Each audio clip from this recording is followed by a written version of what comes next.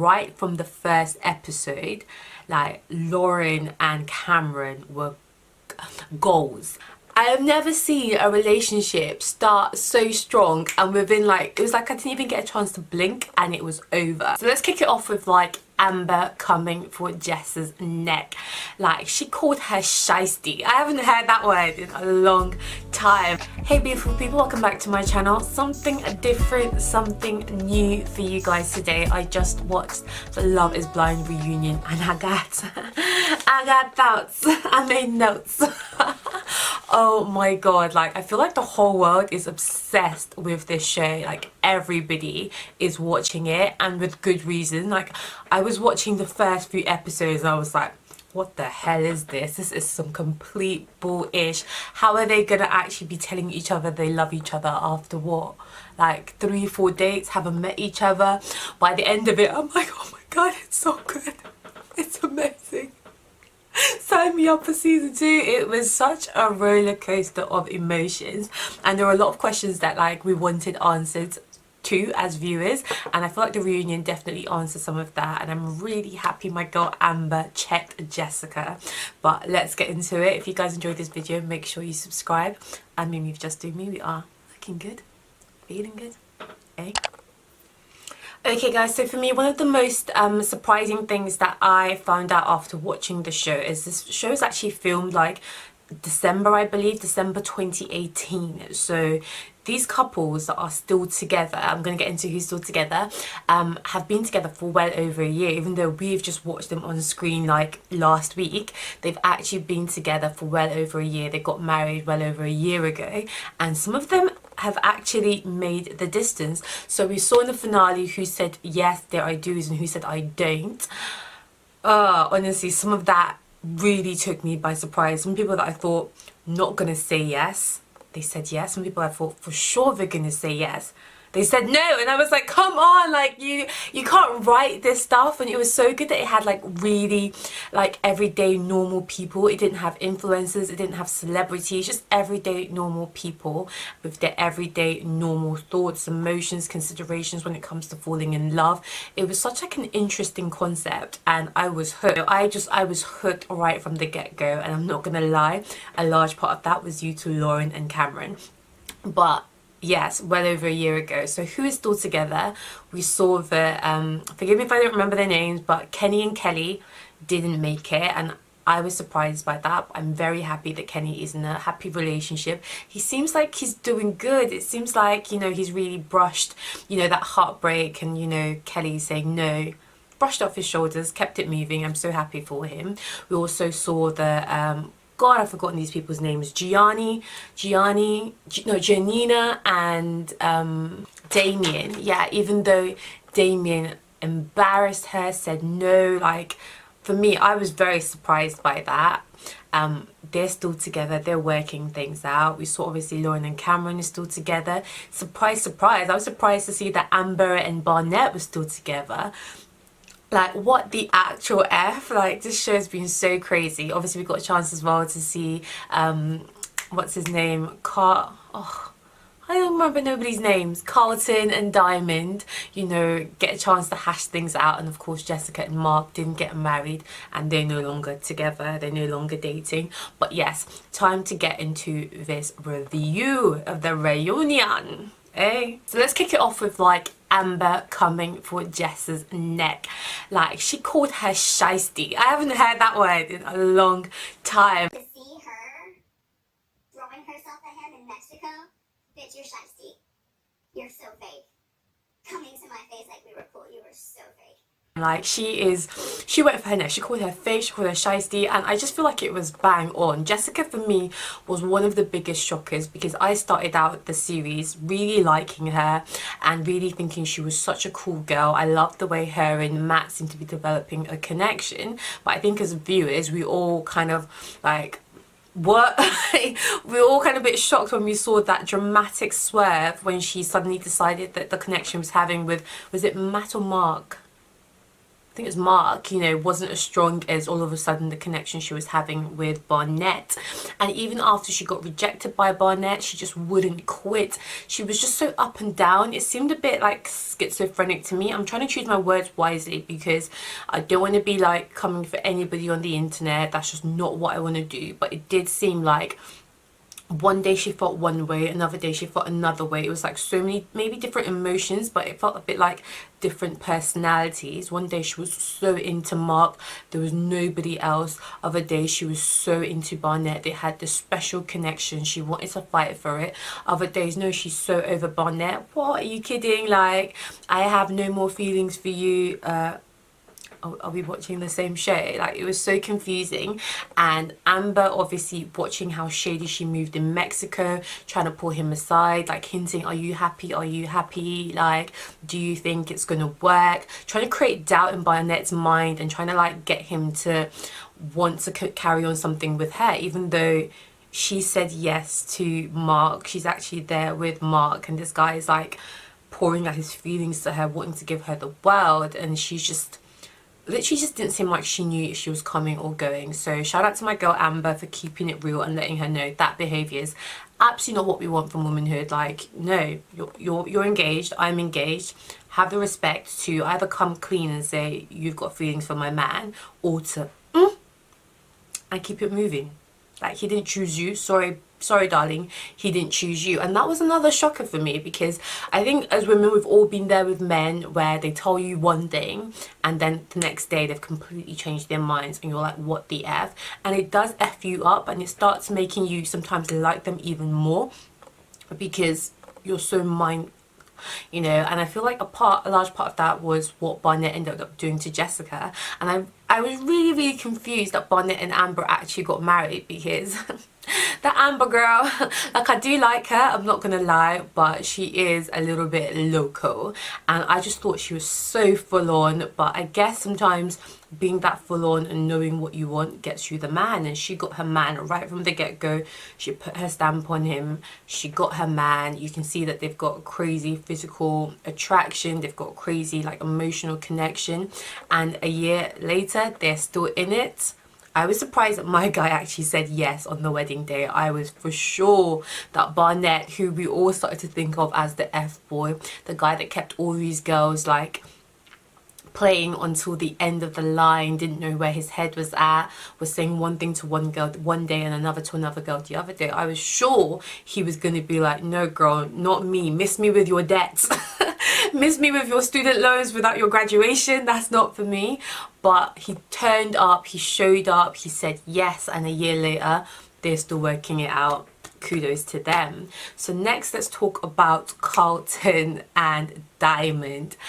I have never seen a relationship start so strong and within like, it was like I didn't even get a chance to blink and it was over. Like, it was complete. What was it? The first date in Mexico. So what, a few hours after they got engaged, and it was completely done. And I understand why. Like, I think it was obviously very hard for Carlton to come on a show like this and profess to the world that he openly dates men and women, especially like in the black culture. It's just not something that's really accepted. Homosexuality is not something that's really accepted, not something that's really spoken about. So kudos to him having that strength. But I feel like a lot of the negativity he's clearly gone through trying to date, and that being it's not like, I wouldn't say it's a sexual preference, or that being, you know, his way of life. You can see that a lot of that hurt and negativity came through in the way that he delivered his truth to Diamond. I don't blame Diamond, because honestly I feel like if that is such a big thing, and he knew it was such a big thing, because he kept saying to us like, I'm so scared of how she's gonna react, like, I've had people completely shut down on me in the past. He knew it's a big thing. He knew it's like something that everybody would want to know. Like, who wouldn't want to know that straight away, whether or not it bothers you, whether or not it doesn't bother you, whether or not like you're absolutely fine with it. In a show like that where you can't see each other, you spend all that time talking to one another, I feel like it should have come up a lot earlier. And I don't blame her for like questioning him, like, why did you wait to tell me something like this. And I get it that like you've got to tell someone when you feel more comfortable with them, when you feel like you're ready to share, but I really feel like that's got to be something you share before you get engaged. Like that's got to be something you share before you ask a woman to marry you. And we saw it go all the way left by the pool.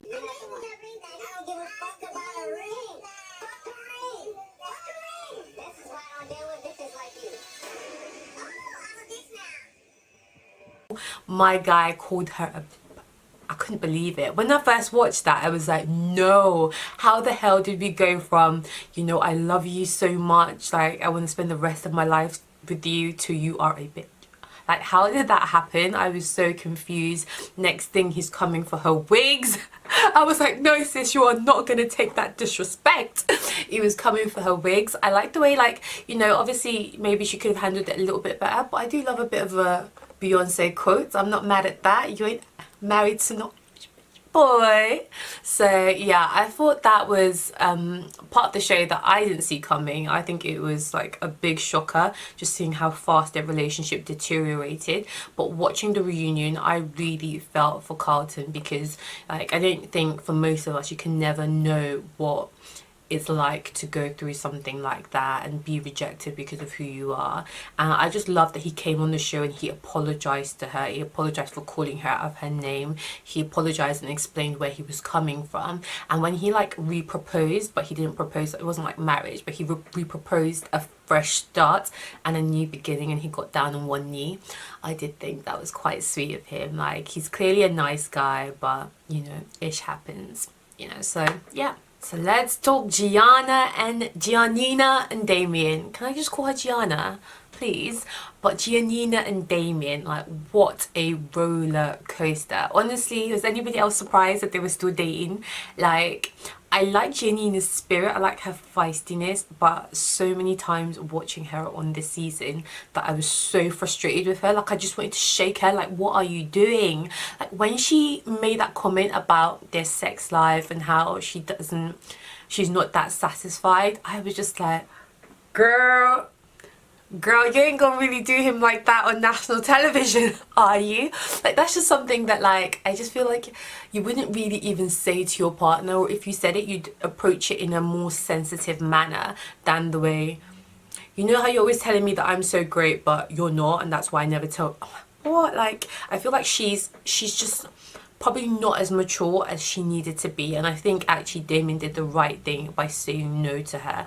Yes, it was embarrassing. Yes, I was devastated for the poor girl at the time, but I do feel like she still had a lot of growing up to do. And it was nice to watch her on the reunion look back at her behaviour and reflect and realise actually she should have handled a lot of things with more sensitivity. Like, I can relate to being a self-sabotager, and it's good that she can like reflect and realize that trait in herself, and hopefully she's not that way with him anymore. They seemed really happy. You never know what goes on behind closed doors, but even like when she was like, I have lost the butterflies, it was just way too up and down. I just felt like the girl needs to chill out a little bit, relax a little bit, and show Damien a lot more respect than she did.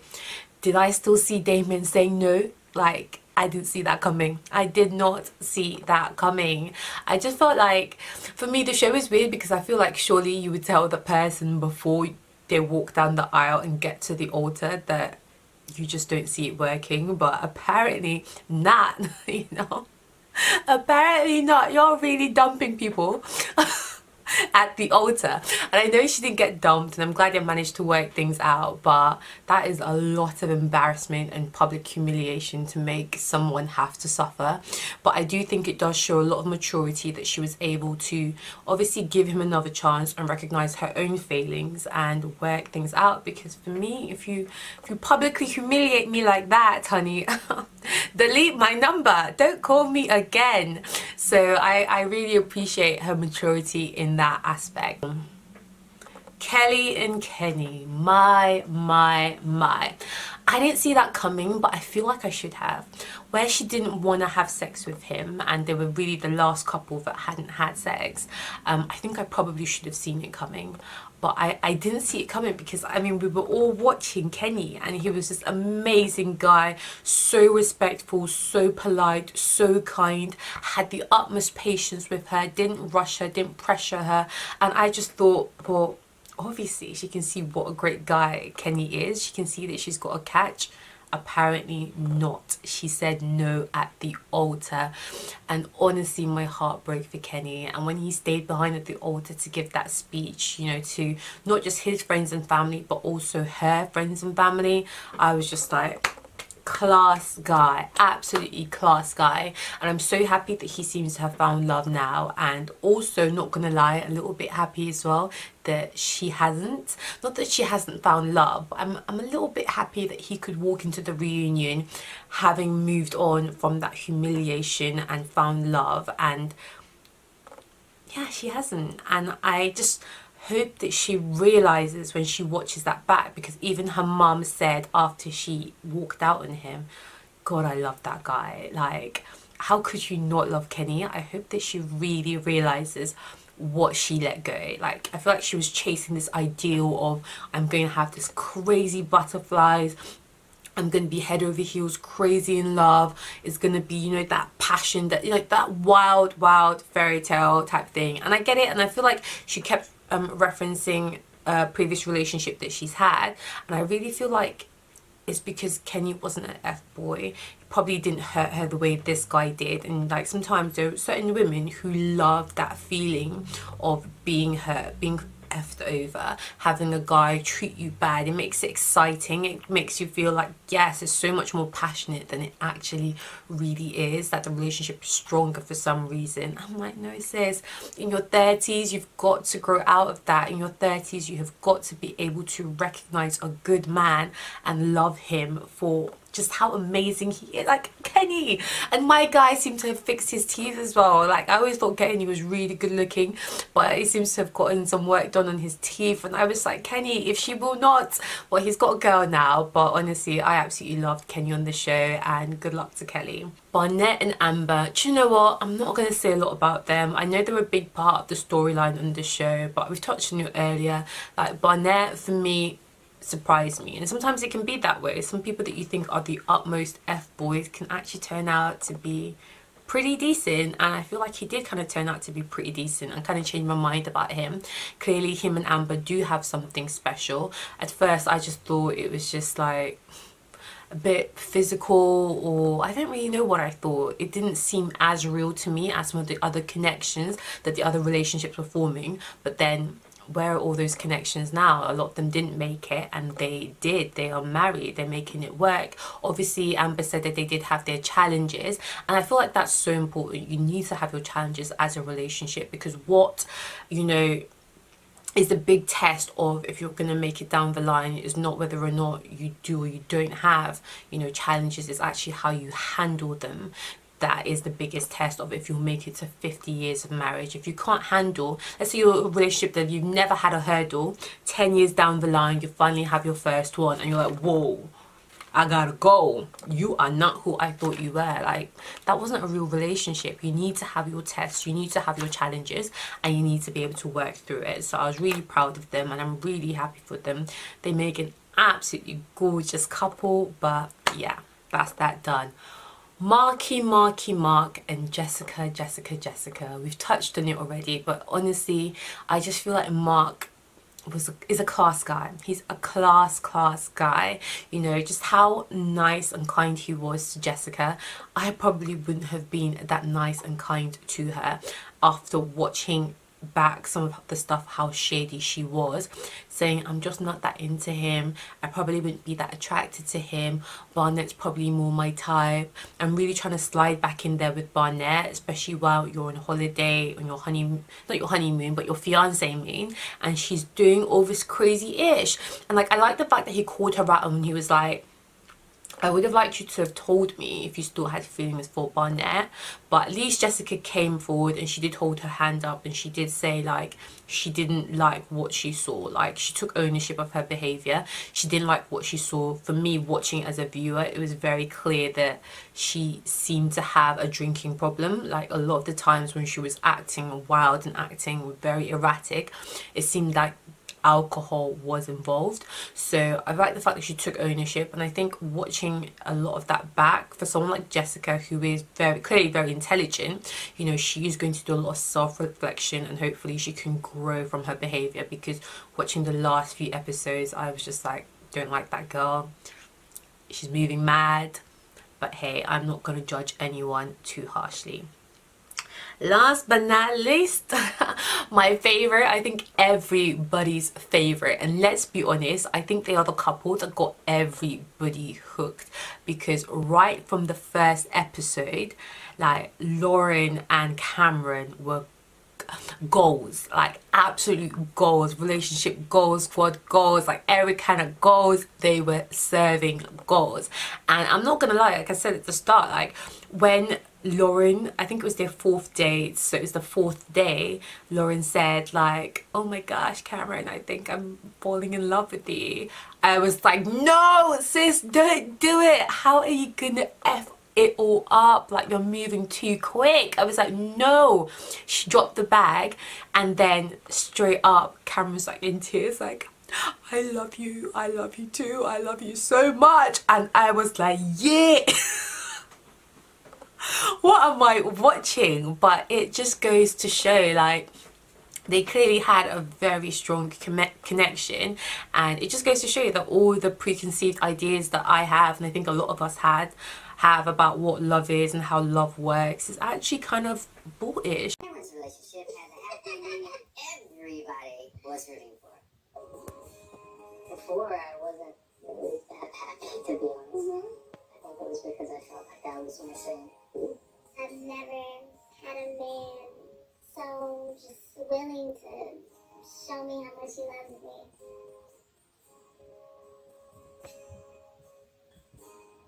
You know, because watching them develop their relationships, it seemed very, very genuine. They seemed to really take time to know each other, very sensitive of each other's feelings. They seemed to share a lot as well. Like, I like the fact that, you know, Lauren didn't let him walk into that situation with her dad blind. Like, she let him know, like, you are the first white guy I've ever dated. My dad never met any guy I've dated.